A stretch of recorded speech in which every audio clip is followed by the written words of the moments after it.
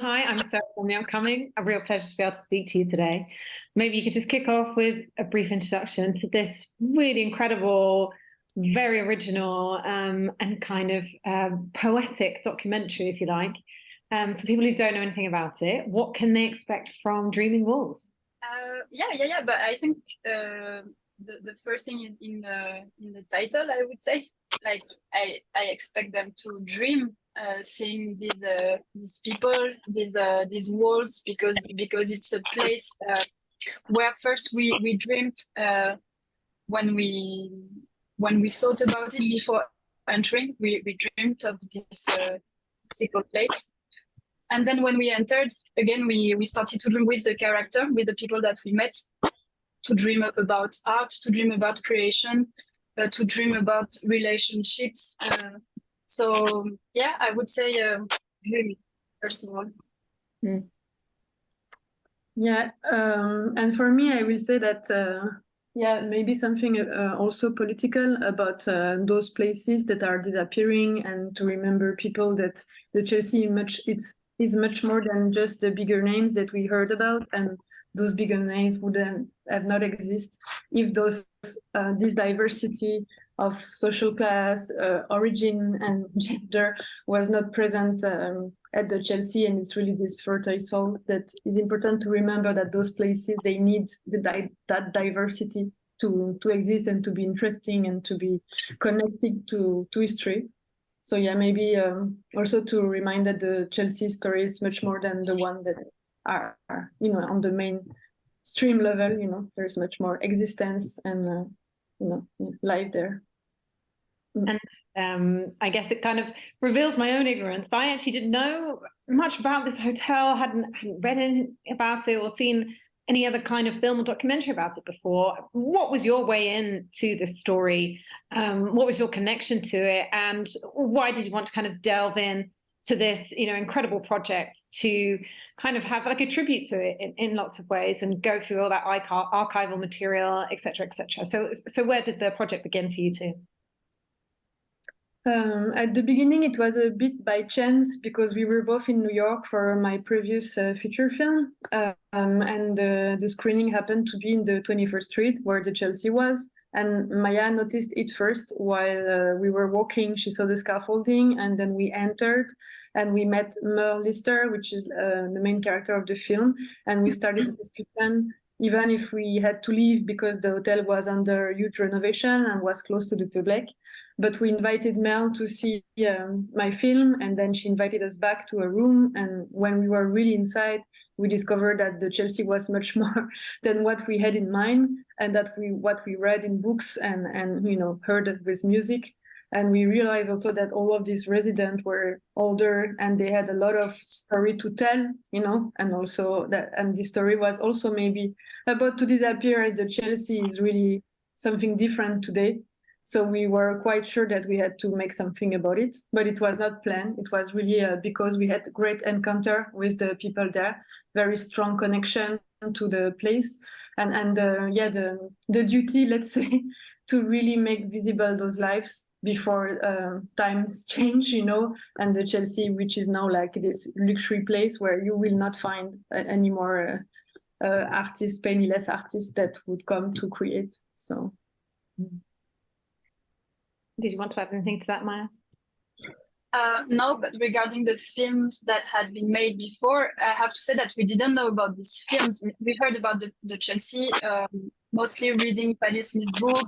And of course, there is an iconography of this place. But we discovered also all the films that had been made when we were making our own film. And we understood that, as Amélie said at the beginning, that we were at a special moment of the place, and we were touching something different that we had seen in all the other films. So I think it pursued us that we were doing something different first. That was important, to make something different, but also something very important at this historical moment of the Chelsea. And coming to the kind of form that we see of the documentary, I mean, you've made some, decisions there, kind of not to go for kind of the normal talking heads, voiceover but this is very, very much, through the voices and through the lens of the lives of the people living there. And then with these kind of haunting, almost feels like flashbacks to the archival material. So at what point did you kind of decide on that form, and why for you do you think this was kind of a more accurate way to capture the spirit of this building rather than kind of going through a more traditional kind of documentary talking head voiceover format? Yeah, we had thought about the voiceover actually, but when we discovered that the Chelsea had so many layers, of understanding of the place, and so many, people inside the Chelsea have their own version of the Chelsea or lived different experiences about the Chelsea, we thought that after a long time of meeting people, that the best thing was probably to let them speak about it instead of having a voiceover that will tell a story. We prefer to have like a multiple voices, polyphonic narrative where everybody would talk about their own experience, and those experiences will resonate, and give like a kind of a glimpse of what is the place and how you could live in it. So that's one reason why we didn't want it to have a voiceover. And the other reason was like that we wanted to have a kind of an intemporal film where you will really travel through times and put everybody as the present character or the past character on the archive on the same level. So this kind of playful mix of archive and character was much more pregnant and working if we didn't add our question, when we were interviewing characters. And also, I think, but Maya, you will tell me if you have something to add, but that we knew that this place had a lot of history. We knew that we were not American. We knew that we had to, our ethic of work was really like a caring, ethical way of working. So we really stayed humble at a distance, and we really just observed much more and think about, while digesting all the material, we were, digging so much and resourcing so much that we let everything, digest. And then at the editing we had like a long organic year of working, but we really tried to stay much more in the sensorial aspect of the Chelsea and the atmospheric ghosty one, to really, like all the lives and all the people who went through the building, they were wandering as the camera wandered. We were always trying to make something much more, sensitive than classical narrative, because that's what we felt ourselves at the very beginning, where we were wandering in the hallways like everybody did when they entered the Chelsea. No, I agree, and I think we wanted to stay true to our experience since the beginning, and also it's also a tribute to all the creativity that has been shared and that has been done in the Chelsea, and we wanted to experiment also, and to be, in a way, it was a way to be part of this, this creative movement, this history, this, everything that has been tried, and we wanted to try things, even if it failed. Sometimes we wanted to stay free to try and to adapt also to situations, and not to put a kind of only one vision of this place or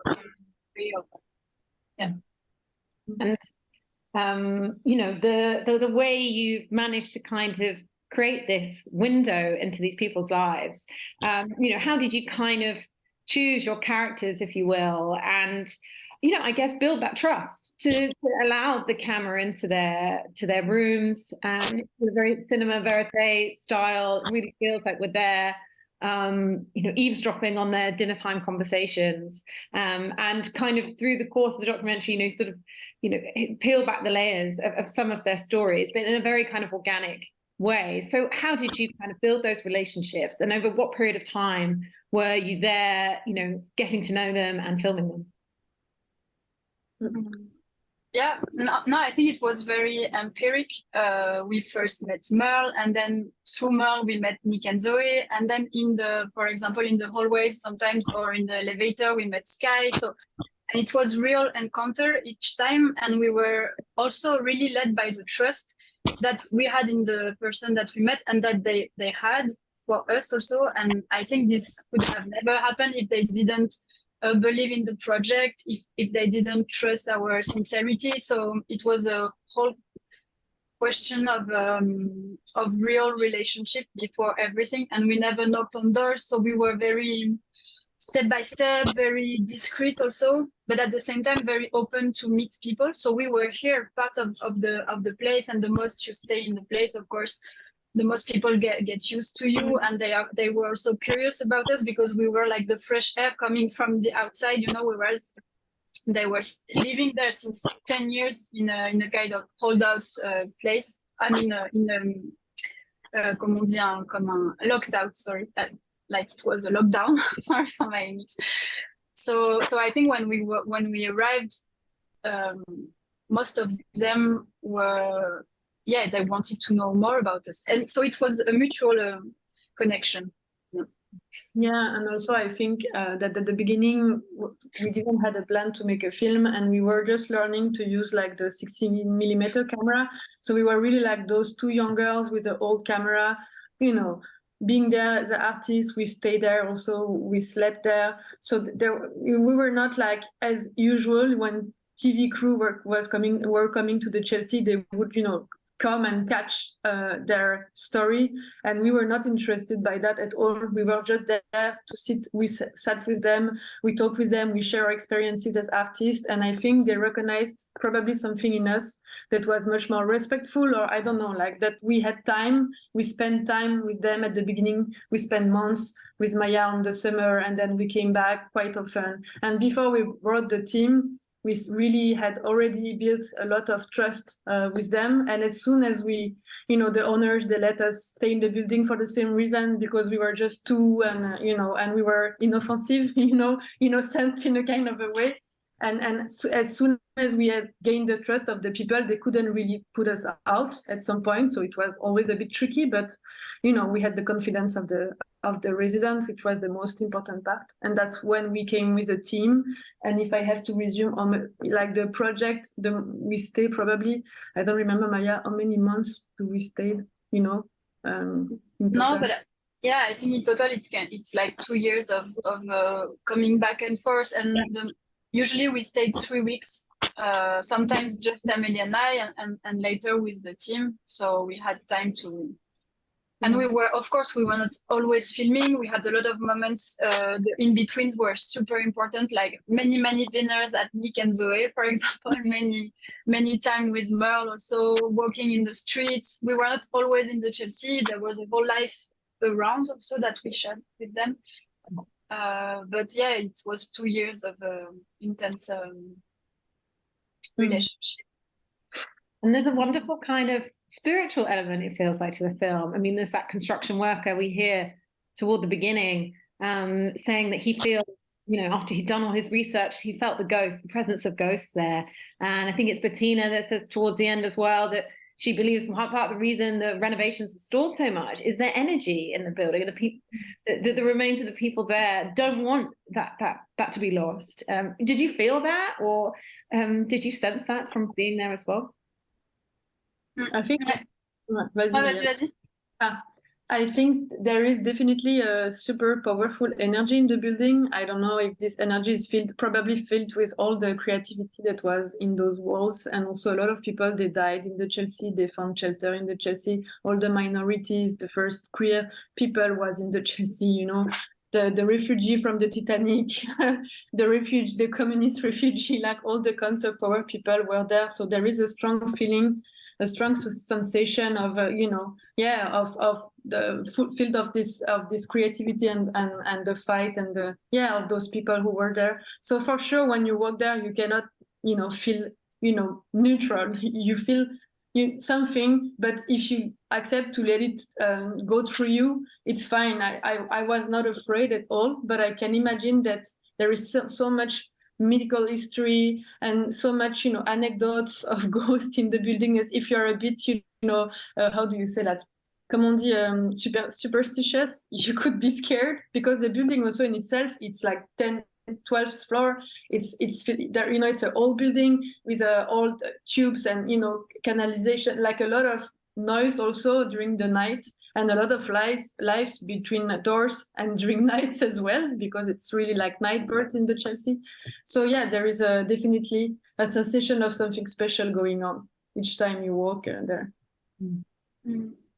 And, you know, there are so many incredible moments that you've managed to find in this archival footage. What was it like going through all of that? And, you know, I mean, this opening segment, you know, Patti Smith talking about people throwing off over the balcony and things like that. You know, what really stood out for you? And that must have just felt like a treasure trove of amazing, you know, like a window into another era, an era that does feel like maybe we've lost. Mm. Yeah, it was like a treasure hunt, like you said, and we were very surprised by what we found. And also we wanted to find archives that were, again, not only the bigger names, or if it was a big name like Patti Smith, it was like when she was not known. So it was very important for us to feel this moment where she was like us, coming to this place with the same sincerity. And also we wanted to find archives from the people living in the Chelsea. And that was also the way to have a sensation of the real life in the Chelsea, even in the past, you know, not to be only in the myth, but to have the sensation that you could knock on a door and maybe sky would open to you, or maybe someone from the past, you know, and to be on the same level, the past and the present on the same level, and to also to make the frontiers disappear between past and present. So yeah, this was one of our will. Maybe you can add something, Amélie, about maybe the research or... The research. No, yeah, as she said, it was very important to make visible artists that, you know, the art scene didn't judge valuable or attempt to forget about them. So that's why we wanted to, you know, also for example, the Black people were in the Chelsea. There were like a lot of people, but you never see them on any, you know, documentary or whatever. So for us, it was important to, you know, to stay true, not to just visualize people because they were not, but to stay true to what was like I said, the fertile soul of the Chelsea and the great artists who went there, and also the one that history forgets. So yeah, we spent a lot of times, and we were helped by an archivist in New York that knew the underground scene a little bit, and we kept receiving some treasure for artists from friends of friends, because, you know, at some point people knew we were researching for archive, and we received like nice, you know, surprise, or sometimes we wrote letters by hand to try to reach someone that was living far away.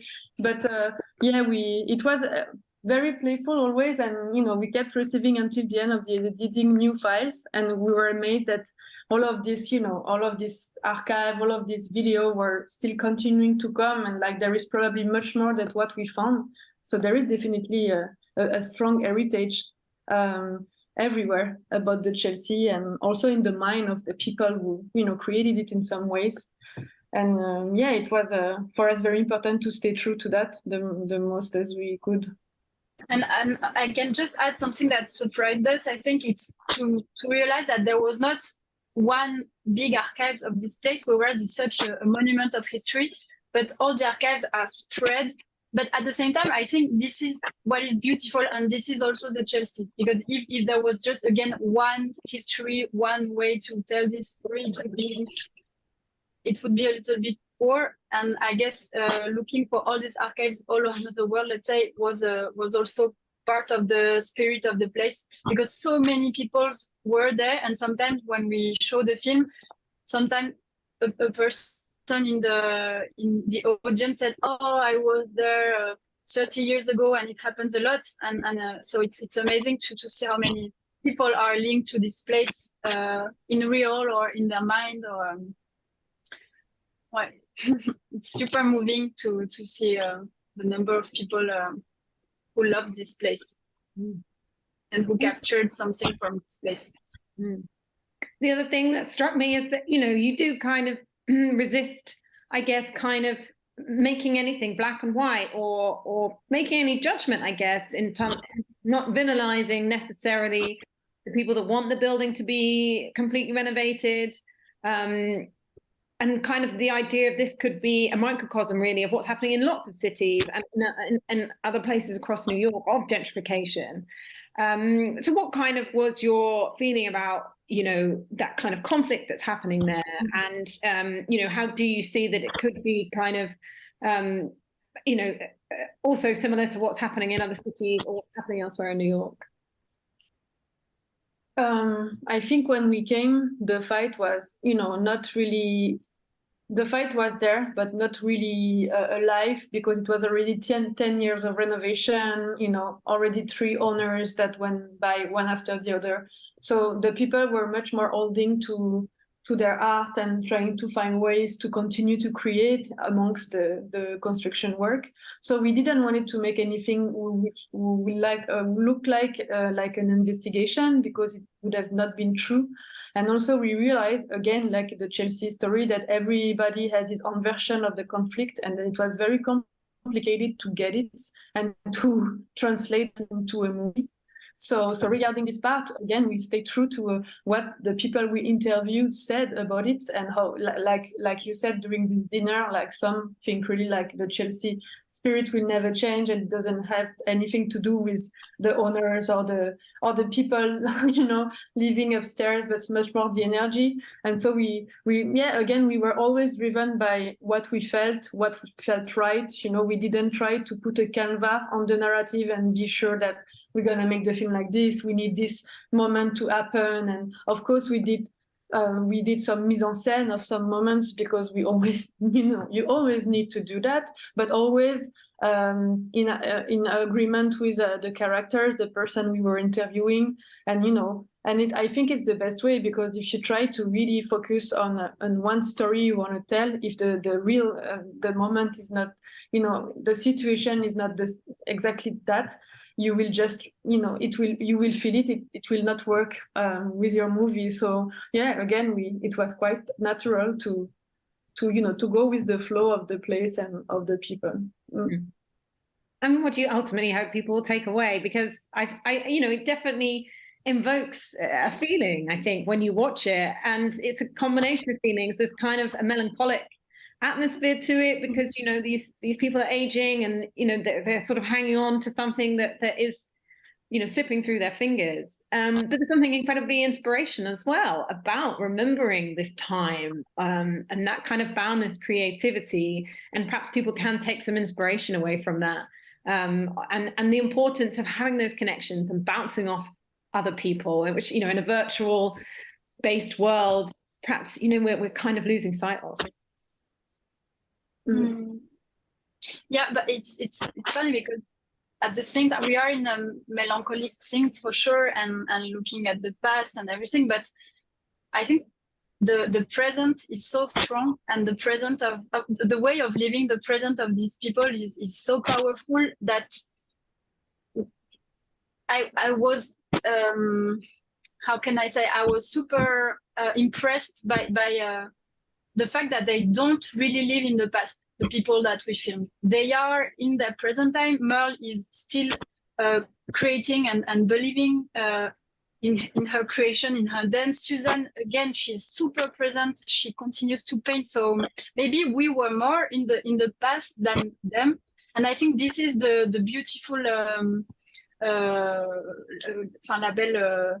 the beautiful lesson that we can have, that we were arriving with the myth, we were arriving with the whole past of this play, the whole history, but I learned through them that the most important was to stay in the present time, even if everything can be falling apart sometimes, but you stay strong. Bettina is the best example. She was like on her bed, like, okay, here I am.